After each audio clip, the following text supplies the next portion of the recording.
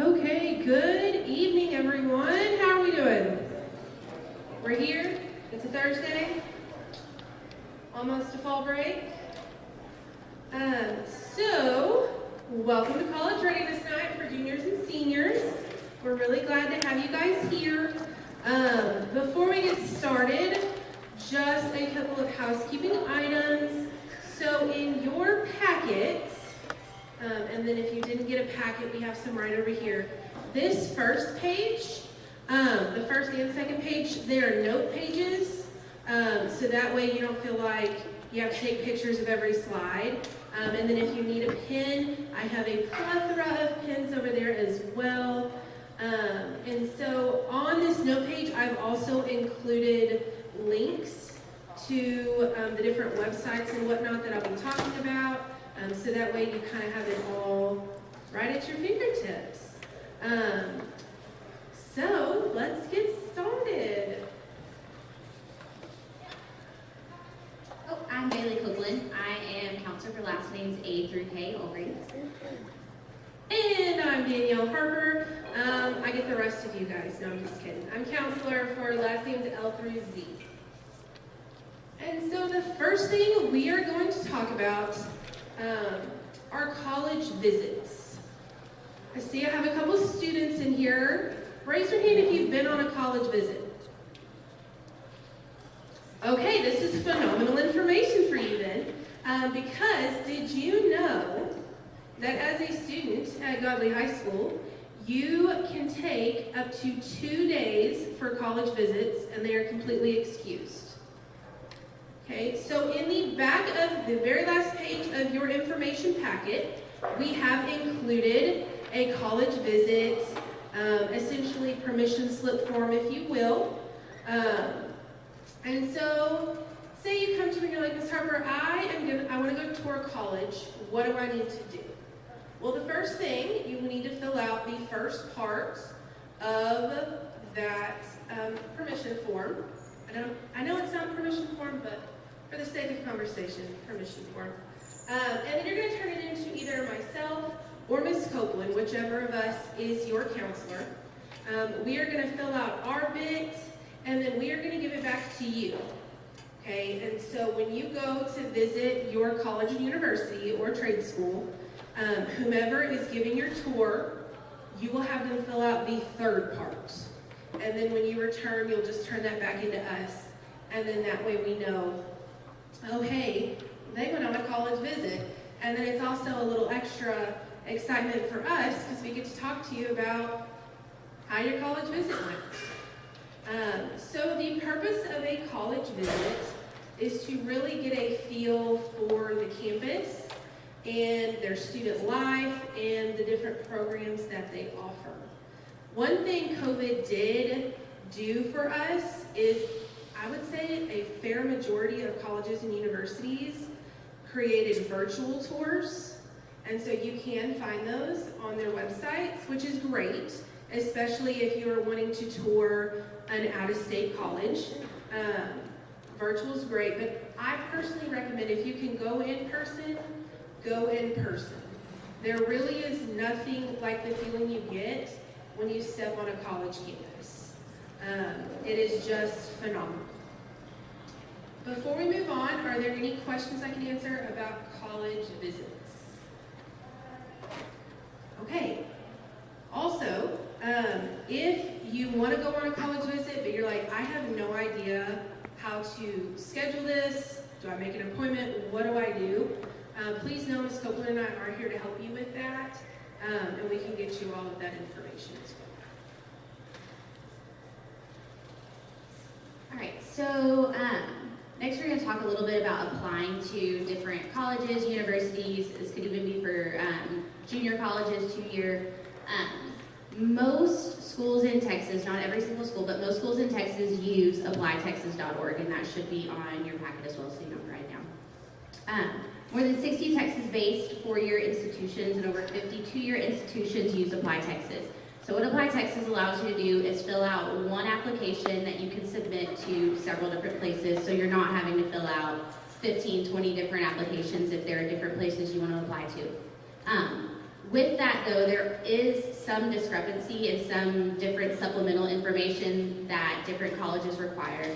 So it is the student's responsibility to research the specific college they want to go to know what information they're going to have to include specifically for that university. They all need the same general information, your personal information, your transcript, your grades, those kinds of things. But as far as specifics, it will be university or college-to-college basis. So you can find that on their websites. A lot of the time it will be included when you're submitting it to that university. When you try to submit it, it will say, hey, you're missing this. But Apply Texas is really kind of your one-stop shop to apply to different places throughout the state. So another really cool tool for getting information about college, because if you just Google like colleges in Texas, spoiler alert, it's really overwhelming. And so the Texas Higher Education Coordinating Board created a chatbot that you can text and ask about college. And it is called Ask ADVi, and it is completely text-based. And you can ask questions. You can kind of talk to it like you would a human. The only thing, it just needs to be one question at a time in your text messages instead of multiple, because then the little chatbot gets kind of confused. And so I have included a list of different things you can ask, and it does best when you ask general questions like, when is the deadline to submit my application to the University of Texas? Now, if you get super, super specific, it will answer you, and it will say something along the lines of, well, I'm going to have to get back, that's my check. I'm going to have to get back to you, and a live person will get back to you within 48 hours and be able to answer your questions. This is completely free. It's one of those, I like to call it a hidden treasure, because not a lot of people really know about it. And then another plus is, say you show interest in, let's say, applying to Tarleton State University, okay? It is going to send you, if you opt into it, it is going to send you reminder text messages like, hey, the application deadline is coming up for Tarleton. Do you need help submitting it? And then if you do, it will give you a list of prompts, and it can also help you work through your applications.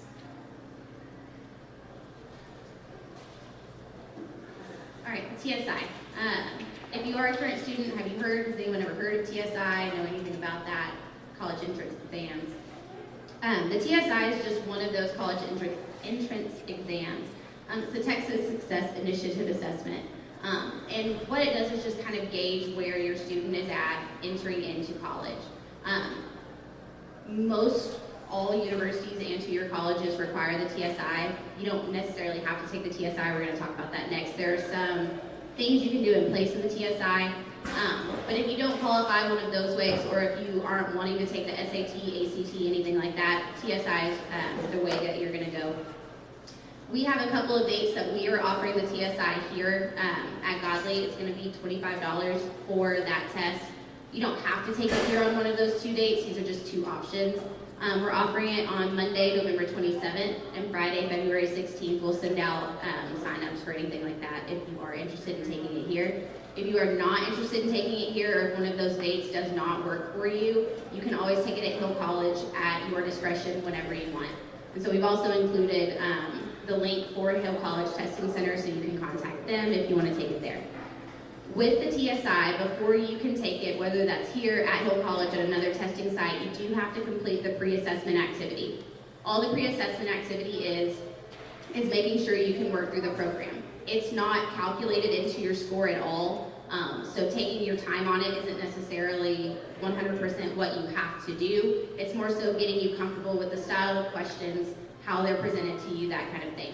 And so once you complete that, then you can complete the TSI, and you can complete that at any time prior to signing up to take the TSI. You don't already have to have a sign-up date or register to take it. You can take this at any time and then go ahead and register to take it. So some of the exemptions that I was talking about, and this is across the board. This isn't just for dual credit. This is for any student who is going into a four-year university, two-year college, what have you. So one of the ways that you can waive the TSI is with your EOC scores, so your STAR scores at the end of your high school career. You're considered dual credit ready if you have a score of over 4,000 on your English 2 EOC. You're considered dual credit ready in math if you have a score over 4,000 on your Algebra 2 EOC, or Algebra 1, I'm sorry. And you have to complete Algebra 2 before you can take any kind of dual credit without taking the TSI. You can also get your TSI waived if you take the PSAT, which everybody here does take the PSAT. But you're considered dual credit ready for reading and writing with a score of 460 or better. You also are considered math dual credit ready with a score of 510 or better. SAT and ACT exemptions kind of along the same lines. It's different from the waiver. You're just exempt. You don't have to do anything. If you score on your SAT a 480 or better in reading and writing, and a 530 in math.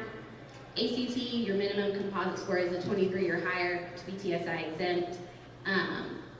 Reading and writing, a score of 19 or better, same for math for your ACT. Or you can just go ahead and take the TSI and submit your scores that way. So speaking of different college entrance exams, I am sure the majority of everyone in here has heard of the SAT or ACT. Currently, the SAT is only offered on certain weekends. That is set by College Board, the person or the organization that oversees the SAT, and I have included those dates. The tests, I do believe, are $65. If you qualify for free or reduced lunch, we do have waivers for you that will waive that $65 fee. You just come speak to Ms. Copeland or myself, and we can get that for you. A good thing, if you will, that came out of COVID is a lot of schools no longer require the SAT or ACT for admittance. Which is really good, because if you're like me, I'm a horrible test taker. Like, I know the information, but if I have to sit down and take a test, I don't know that test is going to show. Okay? We do recommend all students take the SAT or ACT at least once, for the sheer fact that a lot of scholarships do look at those scores. Okay? So that is an eligibility requirement for several scholarships, especially if you're trying to get scholarships through the college or university that you are applying to. We are very excited in this upcoming spring. In March, we are offering the SAT during the school day, and we automatically register all 11th graders, and we pay for it for you. To take the SAT, and then you can do with those scores what you will. I always like offering the school day SAT, especially to my juniors, because it lets you know the areas you really need to work on. If you have a specific school in mind that does require a certain score, you now know, oh hey, I need to work a little bit more in math, I need to get that up a little bit.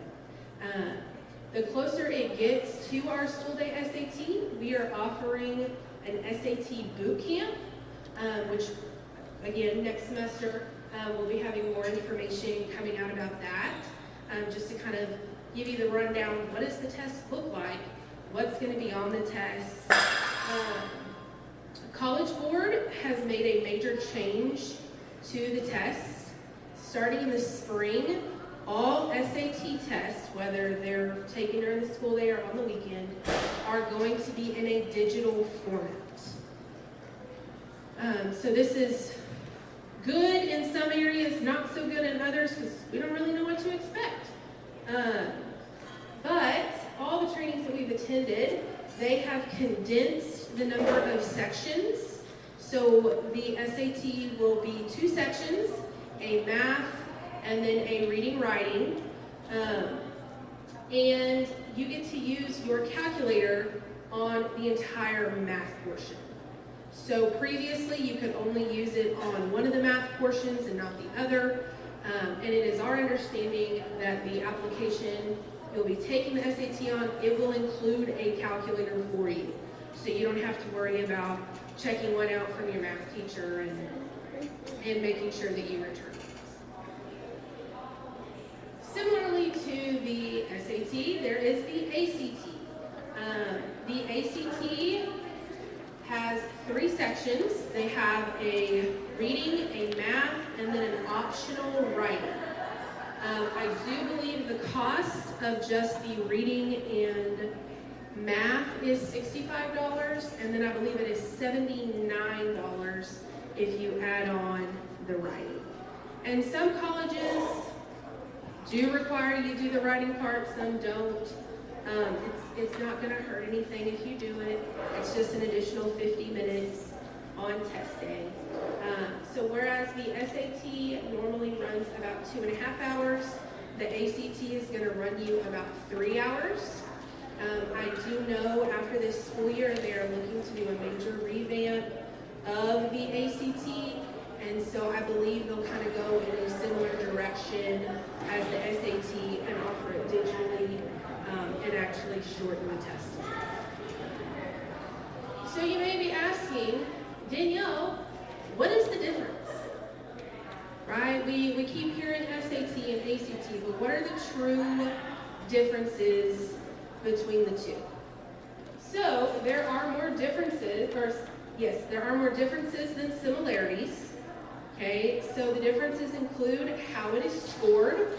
So the highest score you can make on the SAT is a 1600, and that is a combination of your math section and your reading writing section.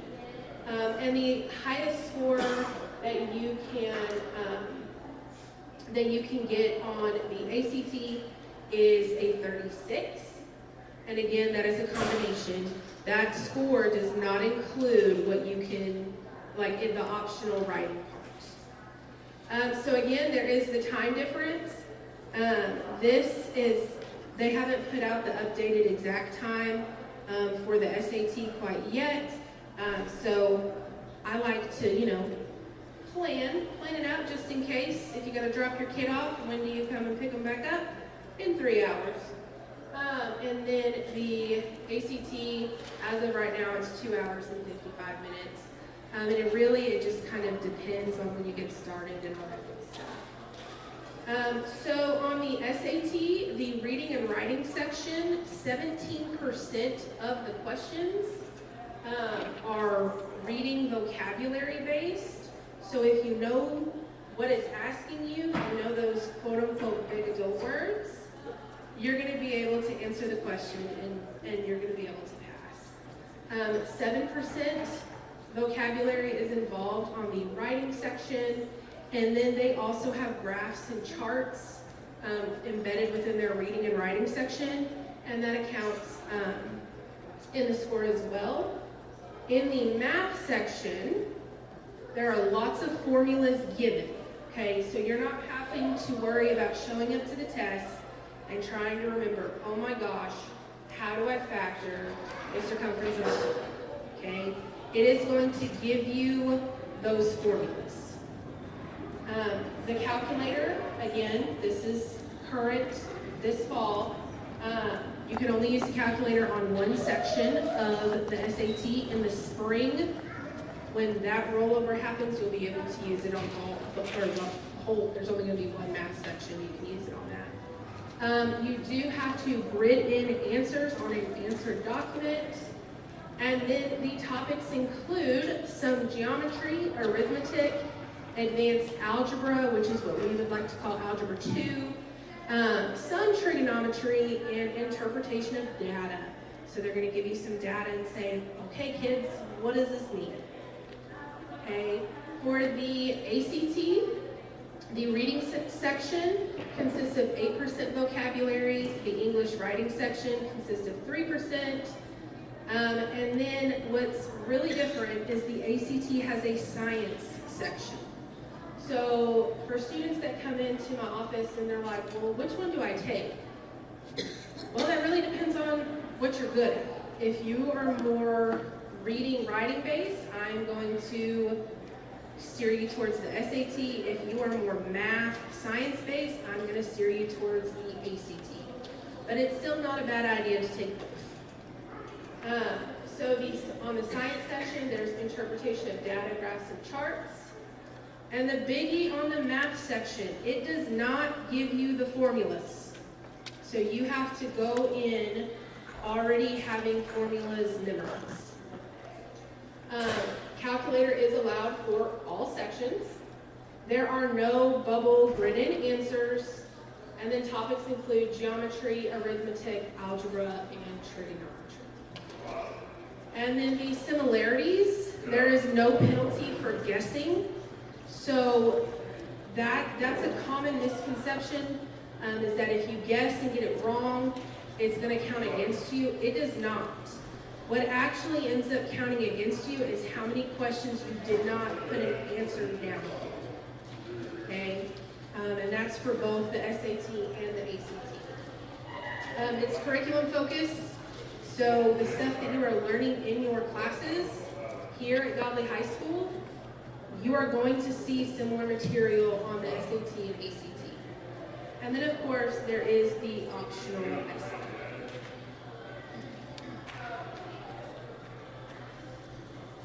All right, so the next thing we're going to talk about is Schoolinks. Schoolinks is something that we already do weekly here at the high school, so if you are a student, you should be pretty familiar with this. On Mondays, it's our designated Schoolinks Day. And what Schoolinks is, it's a platform that prepares students for what comes after graduation. It allows them to explore different colleges, it allows them to explore different careers and research them, and it allows them to compare different ones, so they can select 2 or 3 at a time and see across the board, okay, if I have this job, what will I make at this level, or same thing with colleges, okay, tuition here, what degrees do they offer? It's just really a one-stop shop for them to research what they want to do next, whatever that might be. Parents have access to Schoolinks as well, so if you've seen an email that says something about planning your child, click that because you 100% can see what they're doing on Schoolinks, what activities they're participating in, what colleges they're researching, what careers they're researching, and you can have some input and just some knowledge of that as well. We have a student profile that you can kind of see. But this is what it looks like once you get in there, and then over here on the side, it's really user-friendly. It has the activities that students complete during the week. Like I said, Mondays are our designated Schoolinks Day, so that's when they're working in the program during Wildcat Business, and using that time to not only explore their options, but take different assessments that help them see what they're interested in or what they might be good at as well. So it tailors it to each student as well. They can research different colleges with the college tab. They can search schools. They can create a favorites list of the ones that they definitely want to look more into. Same thing with the career options. There's a whole career center, the different opportunities. Create a profile with it. They can apply for research and apply for some scholarships through Schoolinks as well. So we talked about Apply Texas and seeing what different criteria they might have. This is another place that they can go for that information as well. But it really is just a very cohesive place for students to go to research and find out more about what they want to do next. Like I said, whether that's college, whether that's career, whatever it may be.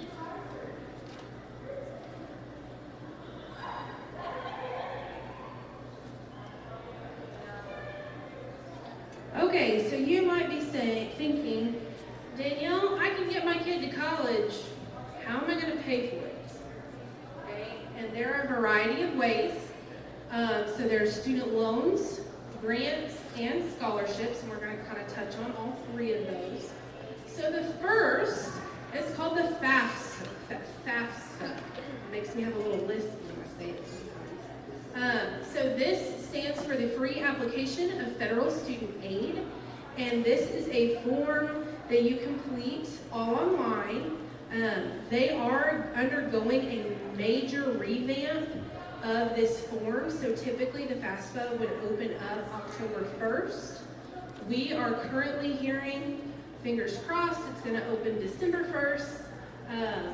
And as soon as it opens up, we have some FAFSA nights already created and in the works. So if you need help on your FAFSA, you can come up here. We will have different representatives from different financial aid institutions that can come and kind of walk you through it. As of 2022, FAFSA is now a graduation requirement, okay? And so in order to graduate, you either have to complete the FAFSA, and you will show us confirmation, or put your confirmation into Schoolinks, or you can do what's called a FAFSA opt-out form. Okay, so say you're like, well, Danielle, I'm not going to college. Why do I have to complete this? Well, the short answer is you don't. You can fill out the FAFSA opt-out form, which we do have in our office.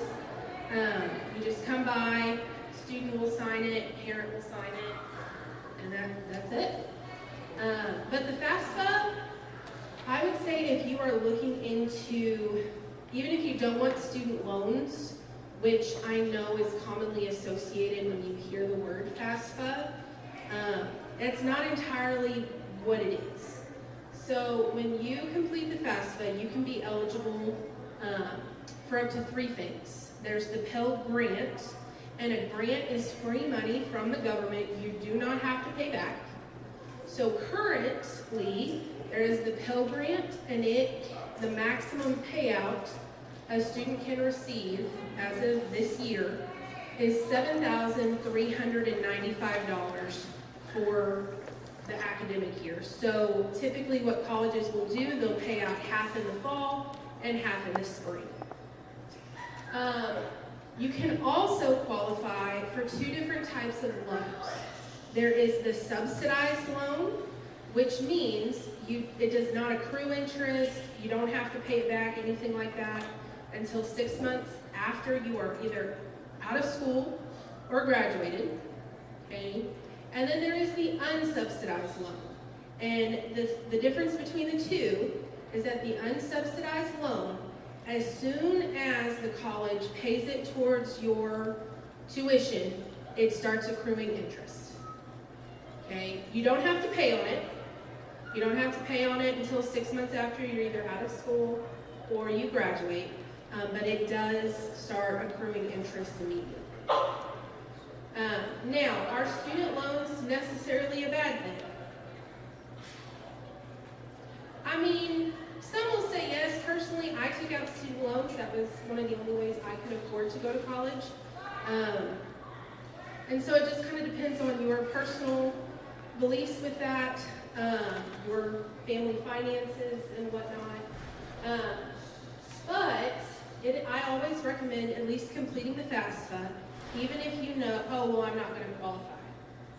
Well, that might be the case. You might only qualify for an unsubsidized loan, but a lot of scholarships get information from your FAFSA. So if you are applying for, let's just say, a need-based scholarship, they're going to ask you a question, and it's going to be, what is your EFC? And you're like, well, I don't know. I have no idea what that is. That stands for Estimated Family Contribution. You get that number when you complete your FAFSA. So at the very end, if they do it how they've done it in the past, once you submit your FAFSA, it'll say your estimated family contribution is $10,102 or whatever. It's all kind of based on your tax information and all that good stuff. So be mindful that there are a lot of scholarships that do require some of that information. All right, so that brings us to scholarships. So she talked a little bit about Pell Grant. You don't have to pay that back. Student loans, you do have to pay back student loans. And then scholarships are kind of the in-between. You don't have to pay back scholarships kind of unless you don't fulfill the requirements of the scholarship. And the requirements of each scholarship is going to be dependent on each scholarship itself. But just in general, a scholarship is a form of financial aid awarded to students to further their education. Generally, it's awarded based on a certain set of criteria. So you can have academic scholarships that are based specifically off of grades, or your SAT scores, your ACT scores, your GPA, something along those lines. Your athletic skill, so athletic scholarships, or just financial need-based scholarships. These aren't the only scholarships, but those are kind of the general categories that you see. It can come from a variety of institutions, from the college itself, from local scholarships, from state scholarships, even federal scholarships. So you see them from many different avenues. But the best place to start is looking at the institution and seeing what they offer first. We have a couple different places that you can look that we offer. So the first one is not specific to Godley, but there's a website that's called Going Merry, and it's MERRY, like Merry Christmas. The really cool thing about Going Merry is that it's going to give you options based specifically on your information. So if you go to a university or just a general scholarship page, it's just going to list every scholarship that they award, every scholarship that they accept. Going Merry, once you put your information in, it's only going to provide you with scholarship opportunities that you are eligible for. So each scholarship out there has its own eligibility requirements. This kind of does the legwork for you, where you don't have to read through everything and research every scholarship. Once you put in your information, it's only going to give you those that you are eligible and that you qualify for. So it's just a really good resource if you don't have the time to read through 15 different scholarship eligibility requirements. This will do it for you and give you the ones that automatically work for you. Schoolinks is another opportunity to apply for and research different scholarships and see what you'll qualify for. Another place that you can go is if you go to the high school website, specifically the counseling page. We have a link that has some information on different scholarships and the links to apply to each of those scholarships. So if you go specifically to the counselor's page, on the side you'll see a bunch of links. And if you scroll down to scholarship opportunities, it's going to take you to a doc. And that doc, like I said, just lists a few different scholarship opportunities. It has a little bit of the eligibility requirements, so those are already kind of condensed for you, and it already has the link there to go and apply directly for it, along with the amount that can be awarded to your student. So we've got lots of different resources that you can go through, just really whatever works best for you, your easiest way to research. But like I said, Going Merry is a really great resource. The doc on our website and Schoolinks will give you a lot of information for all of those things. Another place to look frequently is your grade level Google Classroom, so that class of 2024 or 2025, whichever class you're in. The doc that I just showed you is linked in there as well, along with other ones as they come up, as they get added to that doc. They're shared into that grade level Google Classroom first, and it's added to the doc as well. So as new ones get added, it's pushed out again just as a reminder, hey, this is right here, make sure you're checking this. Okay, so in your handy-dandy little packet, you will see two checklists. There's an 11th grade checklist and a 12th grade checklist. So if y'all are like me, I love lists. So that's my jam. And so we made a list for y'all. And so the list is broken down into seasons, so fall, winter, spring, summer for the 11th grade checklist. And kind of the things you should be looking into, things you should be doing at that point in your grade. okay? So one of the things you will see on the 11th grade checklist, for example, is taking the PSAT. Well, guess what, my friends? I've already signed all you 11th graders up for October 25th. I got you for the PSAT, okay? So some of this stuff, in my opinion, makes for really good conversation starters, especially when you start your senior year really narrowing down where you want to go to college. Because that is a very big adult thing to do. And I'm going to encourage you, talk to your teachers, talk to the people in your life that went to college, ask them about their college experience. Because I guarantee every single person is, one, going to tell you how awesome it is, and two, going to say, well, I wish I knew this before I went into college. And so really utilize the people around you and their experience with college to kind of help you prepare for your own college journey.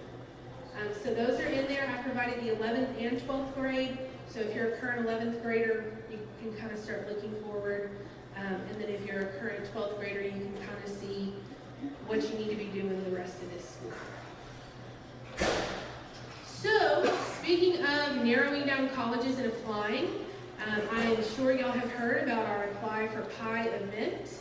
So when you apply to a college, university, trade school, beauty school, dental assistant school, whatever it might be, you come by and you show me and Ms. Copeland your confirmation you submitted it, and we're going to get really excited, okay, because that's just what we do. We love it. And we are going to put you on our list for an event called Apply for Pi. And so in November, we are going to be having a big celebration during Wildcat Business to celebrate your future successes with pie from Chisholm's. It's going to be delicious. And so it's just a fun little way to just celebrate you guys. And then we have a list of upcoming dates. We have included them on your notes page as well, so don't feel like you have to hurry and write all of these down. But some notable ones coming up. October 19th is our college fair. So as of right now, I believe we have over 40 different colleges, universities, trade schools, branches of the military. They will all be here. And our juniors and seniors will go through and meet with them. And that is just a really good time to get valuable information. Again, the PSAT is on October 25th.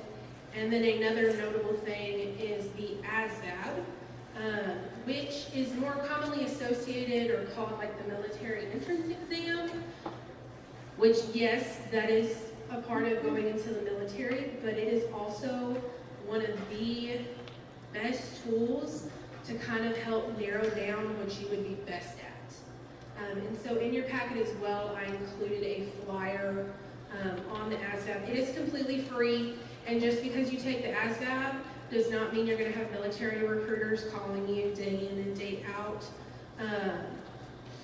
Really, I would like to encourage everyone to take it because I took it a month ago, I guess, because I just kind of wanted to see, like, if I'm expecting you guys to do it, I kind of want to know what the thing to do is, and it's awesome. Okay, so it gave me a list of different jobs based on my score that I would be best at, which is really helpful if you're like my kid and he's like, yeah, I have no idea what I'm going to do.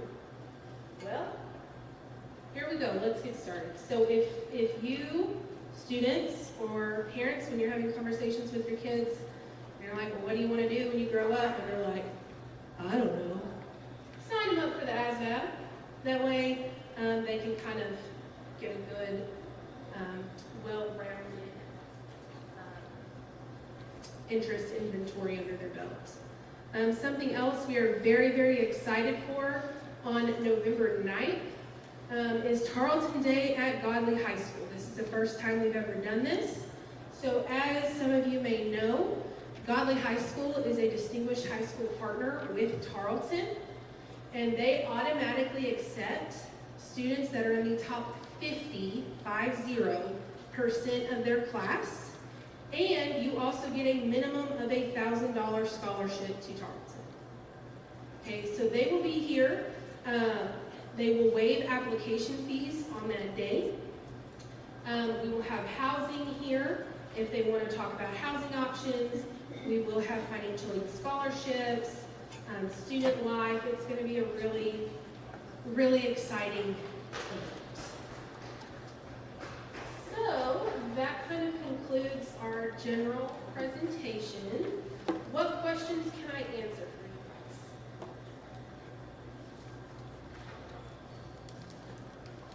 Did I do so good? Nobody has questions? Yes, sir.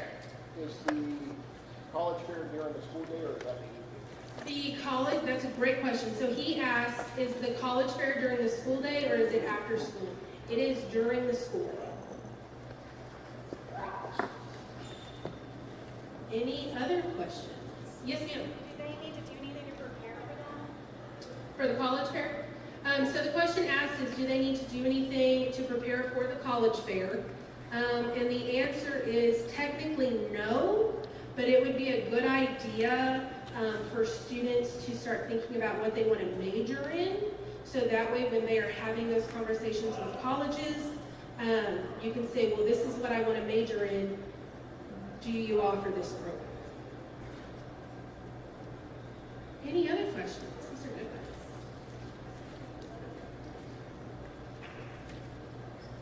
Yes, sir. Can parents attend the college fair? Can parents attend the college fair? Ms. Nix? It's geared for students, but we can check you in the front office and you can come walk through. Okay, thank you. Okay, so I will just close with my little nugget of unsolicited advice. But you are all my captive audience, so I'm a firm believer that the one thing people can't take away from you is education and the knowledge you gain from it. So as you finish up high school, as you continue on into adulthood, I really want to encourage y'all, become lifelong learners, because that is information no one can take away. Thank you guys. We'll stick around if y'all have any questions. If you did not sign in, please sign in over here. Grab a packet. If you have a cookie, some refreshments. If you have some friends that couldn't make it tonight, if you want to grab them some packets, please help yourselves. And thank you guys so much.